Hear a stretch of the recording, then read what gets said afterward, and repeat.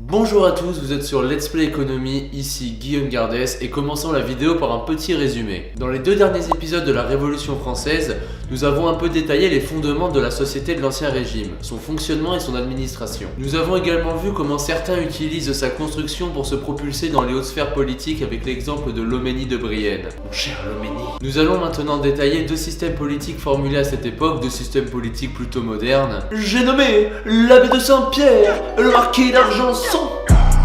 Hermes Link, Ice Blue Mink. Mais avant, petite mise en situation pour situer la réflexion. Nous sommes à ce moment-là au début du XVIIIe siècle. Il fait beau, les oiseaux chantent, mais ça, ce n'est pas notre sujet. Cette époque est connue pour sa rupture avec le système monarchique de Louis XIV.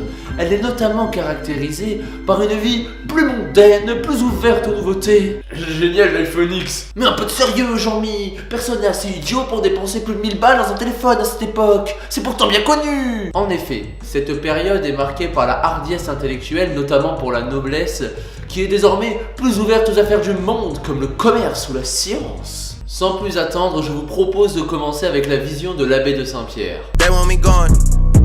Wait for the kicker. Hermes Link, Ice Blue Mink. L'abbé de Saint-Pierre est le cadet d'une famille de la noblesse d'épée, destiné à l'église, mais sans grande conviction religieuse. Cet homme va très vite se convaincre que l'étude du gouvernement, et en particulier l'étude de la loi, présente une utilité bien plus grande pour la société. Comme beaucoup d'intellectuels de son époque, l'abbé de Saint-Pierre pense que le gouvernement Louis XIVien a échoué, complètement échoué. Une réforme en profondeur est donc indispensable, ce qui exige une critique, une réflexion guidée par la raison sur les fondements même de cette monarchie. Une mutation telle du pouvoir monarchique suppose implicitement un gouvernement fort, d'autant plus que, influencé par ses lectures de Hobbes, l'abbé redoute, comme la plupart des élites de son époque, une révolte basée sur les comportements passionnels du peuple. Il était si proche de la réalité. L'homme est un loup pour l'homme. Cet état fort doit être servi par une bureaucratie efficace, dont tous les membres, conseillers d'État et ministres inclus, seraient recrutés sur la base de leur mérite par des spécialistes. La monarchie doit avoir la sagesse de laisser la gestion des affaires à une administration éclairée par la raison. Mais pour créer un tel gouvernement et laisser le pouvoir dans les mains d'une élite, encore faut-il qu'il y ait un crédit moral. Un thème qui singularise l'œuvre de l'abbé de Saint-Pierre. Le crédit moral est intimement lié à la notion d'opinion publique. L'abbé accorde une énorme importance à cette opinion, élément essentiel de l'autorité publique. À une heure où la force ne suffit plus, le bon vieux temps où il suffisait de flinguer quelques manifestants, il faut maintenant considérer les variables annexes pour asseoir l'autorité du souverain, chose qui a cruellement fait défaut à la fin du règne de Louis XIV. Et ça, ce n'est plus Dieu qui peut l'apporter, en tout cas plus maintenant, estime l'abbé de Saint-Pierre, étant lui-même à peine déiste. En fait, c'est la mode de plus croire en Dieu à l'époque.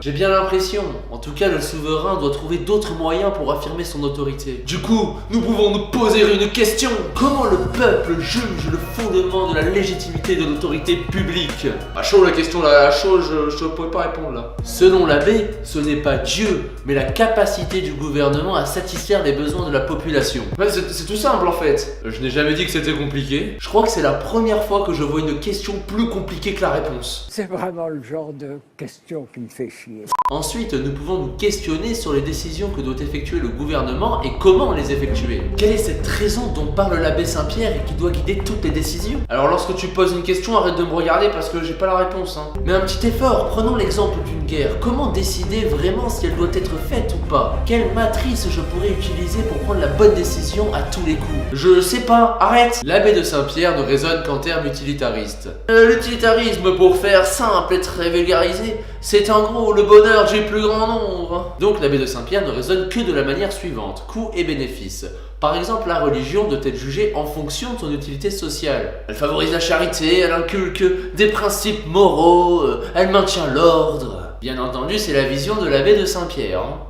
Ce même utilitarisme est appliqué aux individus car selon l'abbé, les comportements humains ne s'expliquent que par la poursuite de leur propre intérêt. Mais il n'y a pas d'harmonie spontanée ou de main invisible.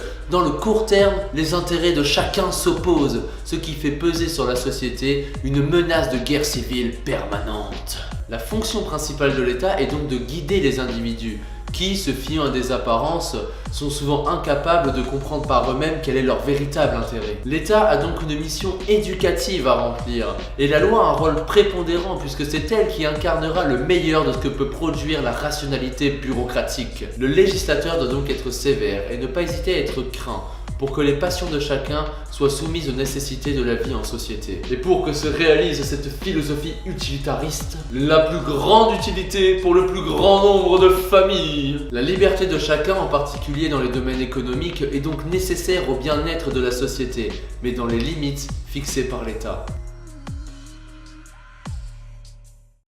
Maintenant qu'on a vu l'abbé de Saint-Pierre, je vous avais promis 2 penseurs. Et bien passons au second penseur, le marquis d'Argenson. Je tiens juste à signaler que ces 2 personnes fréquentent le même club qui s'appelle le club de l'Entresol. Ils sont donc amis, enfin en tout cas collègues. Ils le fréquentent avec Montesquieu. Allez, c'est parti!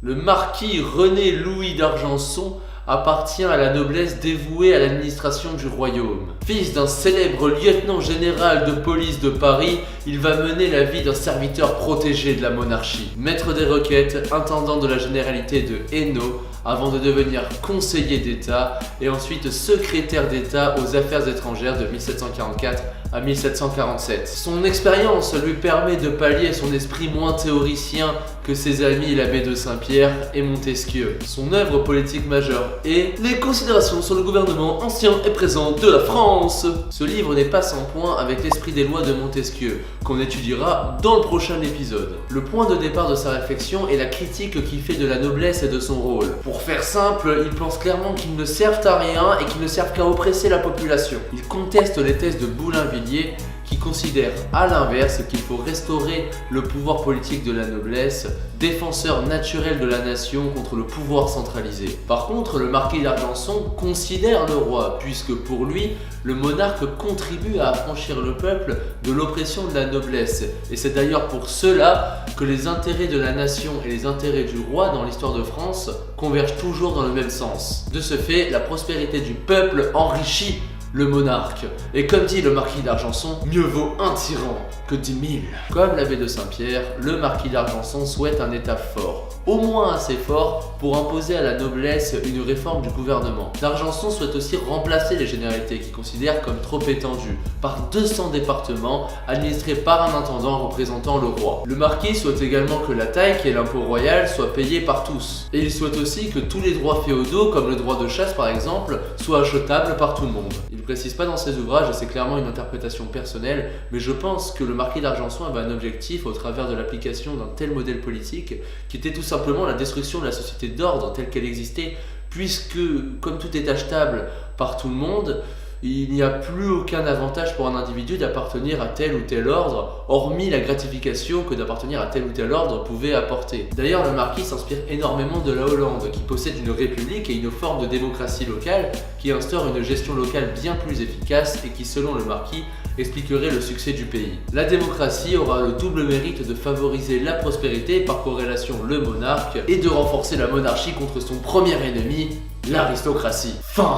La prochaine fois, on parlera de Montesquieu. Alors là, cet épisode, je parle de 2 penseurs politiques qui sont pas trop connus, où il y a peu de textes et ils ont finalement théorisé peu de choses. C'est-à-dire que réellement, là, si on réfléchit sur le fondement même d'un système politique, il y a plein de zones d'ombre. Mais nous allons parler dans le prochain épisode, dans les 2 prochains épisodes, de Montesquieu. Et ce qu'il faut savoir, c'est que Hegel, le philosophe, a dit de Montesquieu que c'était le penseur de la totalité. Donc c'est pour ça qu'il y aura 2 épisodes, d'ailleurs 2 épisodes qui, je pense, seront quand même assez longs, pour parler de l'esprit des lois. Donc accrochez-vous les gars, parce que ça va aller loin. Sur ce, moi je vous laisse là, abonnez-vous là où vous voulez vous abonner. Abonnez-vous à la chaîne, c'est le plus important. Petit like, normal. Je vous laisse là, je suis économiquement vôtre. À la prochaine.